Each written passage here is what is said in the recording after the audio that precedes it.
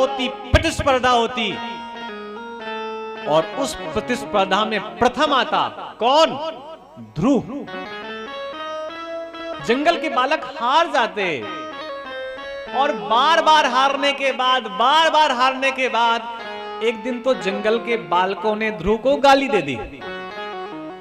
पता नहीं कहां से आ गया है, ये हमारे जैसा तो दिखता नहीं, हम काले कलूटे, ये सुंदर पता नहीं कहां से आ गया है, जाति का भी नहीं पता है, कुल परिवार का भी नहीं पता है, और हम लोग तो इसके पिता को भी नहीं जानते, पता नहीं किसकी संतान है। बात चुभ गई ध्रुव के कानों में। रोते रोते रुदन करते हुए अपनी मां के पास गया और मां से कहा, मां, मेरे मित्र आज कह रहे थे इसकी जाति का नहीं पता, इसके पिता का नहीं पता, इसके कुल का नहीं पता, उसके परिवार का नहीं पता। आखिर मेरा पिता कौन है, मेरा परिवार कौन है, मेरा कुल कौन है? और पूछा अपनी मां से। मां ने हाथ पकड़ा और जा करके एक ऊंचे से टीले में ले जाकर के खड़ा कर दिया बालक को। एक ऊंचा सा पहाड़ था और उसी पहाड़ में जा करके बालक को खड़ा कर दिया और पूछा बालक से कि बता तुझे वो क्या दिखाई दे रहा है? तब ध्रुव ने कहा, मां, मुझे स्वर्ण कलश दिखाई दे रहा है। उस स्वर्ण कलश पे लगी हुई भगवा पताका दिखाई दे रही है, झंडा दिखाई दे रहा है, मुझे महल दिखाई दे रहा है। मां ने पूछा, किसका महल? तब ध्रुव ने कहा, मुझे इस धरती के राजा उत्तानपाद का महल दिखाई दे रहा है, जो धरती का राजा है। तब मां ने मुस्कुराते हुए कहा, वो कोई और नहीं, जो धरती का राजा है वो तेरा पिता है। तो मां, मैं जो धरती का राजा है, स्वामी है, उत्तानपाद का बेटा हूं। हाँ, तू उन्हीं का बेटा है। तो मां, मैं अपने पिता से मिलना चाहता हूं। मां ने कहा, जा। बालक दौड़ पड़ा उस महल की ओर जहां पर उसका पिता रहता था। बालक जैसे दौड़ करके जाने लगा तो मां ने कह दिया, ध्रुव सावधान, पिता से मिलने जा रहा है, लेकिन पिता के पास बहुत सारी व्यवस्थाएं होंगी, सेवक होंगे, स्वर्ण मालाएं होंगी, आभूषण होंगे, सिंहासन होंगे। किसी की ओर नजर न जाए, देखना नहीं किसी की ओर, किसी भी वस्तु की लालसा मत करना, केवल पिता से मिलने जा रहे हैं, जा पिता से मिलकर आ। वो ध्रुव अपने पिता से मिलने के लिए दौड़ पड़ा।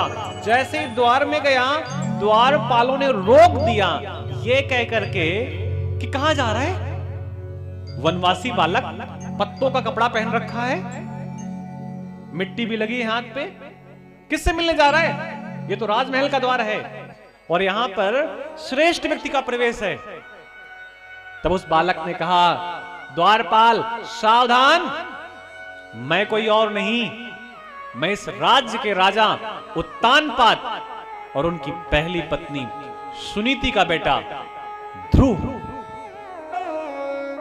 द्वारपालों ने वहीं द्वार में लगे हुए बहुत बड़े घंटे को 1 2 3 4 5 करके बार बार बजाया। वो घंटा तब बजाया जाता था जब कोई विशेष व्यक्ति आ रहा होता था, कोई बहुत बड़ा प्रधानमंत्री आता था, कोई राजकुमार आता था, राजा आता था, तब उस ध्वनि यंत्र को बजाया जाता था कि राजा जिस अवस्था में हो सावधान हो जाओ। राजा ने सोचा, अकस्मात ये घंटा क्यों बज रहा है? राजा अपने राजमहल को छोड़ करके आया और पूछा द्वारपालों से कि इस ध्वनि यंत्र को क्यों बजाया? तब द्वारपालों ने बताया कि उसका बजाने का एक ही कारण है, क्या आज इस राज्य का श्रेष्ठ राजकुमार आया है और हमारा कर्तव्य है कि हम ध्वनि यंत्र को बजाएं। कौन आया है? ध्रुव। और जब अपने बालक को देखा तो राजा भूल गया। अपने गले में पड़ी हुई मोतियों की महंगी माला अपने बालक के गले पे डाल दी, गोद में ले लिया, चुंबन जड़ दिया और जाकर के बालक को उस सिंहासन पर बैठाल दिया जहां पर केवल और केवल राजा को बैठने का अधिकार था। तब तक तो एक दासी जाकर के सुनीति के पास पहुंच गई, सुरुचि के पास, और सुरुचि से कह दिया कि राजा ने तुम्हारे बेटे को तो गोद से उतार दिया और सुनीति के बेटे को गोद में बिठा लिया, उसे तो राजगद्दी पर बिठाल दिया। ऐसा लग रहा है कि राजा इसी को राजकुमार बनाएगा। दौड़कर आई सुरुचि, हाथ पकड़ा उस छोटे से बालक का और खींच करके जमीन पर पटक दिया। उस 5 साल के बालक की कोहनियां छिल गईं, हनु छिल गया, नाक से रक्त निकलने लगा, ओंठों से रक्त निकलने लगा, बालक रोने लगा। लेकिन उत्तान बात सुरुचि के इतने वशीभूत था कि एक भी शब्द नहीं कह पाया। और केवल इतना ही नहीं, सुरुचि ने कहा तुझे मेरी गोद पे बैठना है, राजा की गोद पे बैठना है, राज सिंहासन पर बैठना है, राज सिंहासन के सुखों को लेना है, तो जा मृत्यु के देवता को पुकार। और जब मृत्यु के देवता आएंगे तो उनसे मृत्यु मांगना, तेरी मृत्यु होगी, तू मरने के बाद मेरे उदर में आएगा, मेरी संतान बनेगा, तब जाकर के राज परिवार के सुखों को भोगने का अधिकारी बनेगा। लेकिन याद रखना, राजा फिर भी नहीं बनेगा, राजा तो मेरा ही बेटा बनेगा। तू तो राज परिवार का सुख भोगेगा, लेकिन राजा मेरा बेटा बनेगा। रोता रोता अपनी मां के पास गया, मां से सारी बात बताई। सुनीति समझ गई कि टूटा हुआ मन है और इस टूटे हुए मन को अगर भगवान से जोड़ दिया जाए तो कल्याण हो जाएगा। तो सुनीति ने कहा, हां तेरी मां सुरुचि ने ठीक ही कहा है कि जा उस मृत्यु के देवता को पुकार। तो मां मैं कहां जाऊं? जा तू जंगल की ओर जा और वहीं पर पुकारना। और जाते जाते अगर तू कहीं यमुना के किनारे पहुंच जाना तो वहां पुकारना। यमुना को पार करके और आगे जा सके तो वृंदावन चले जाना, और भी अगर आगे जा सके तो गोवर्धन बरसाना के पास चले जाना। वहीं पर वो गौवे चराते हुए मिल जाएगा।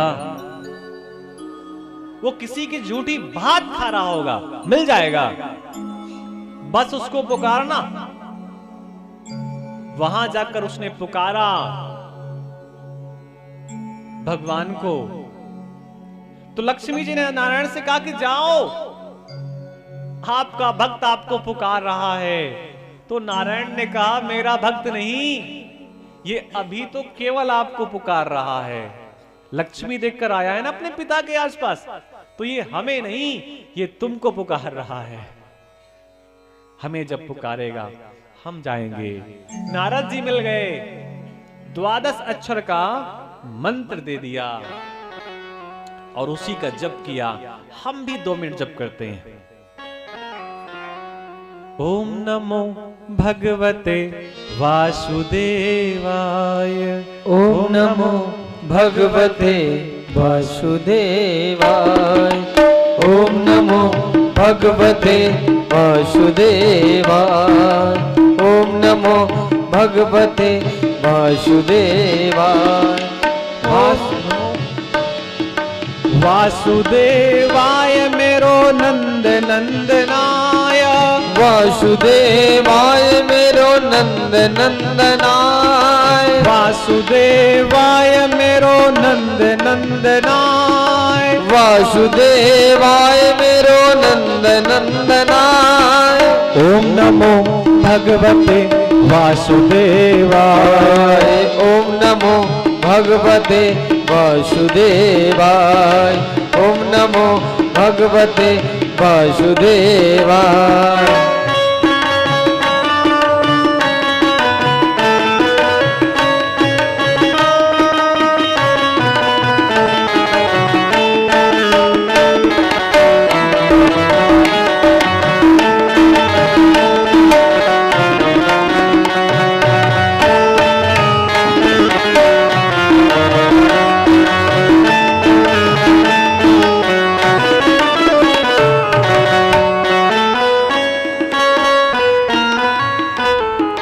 वासुदेवाय मेरो रामचंद्राय। वासुदेवाय मेरो रामचंद्र।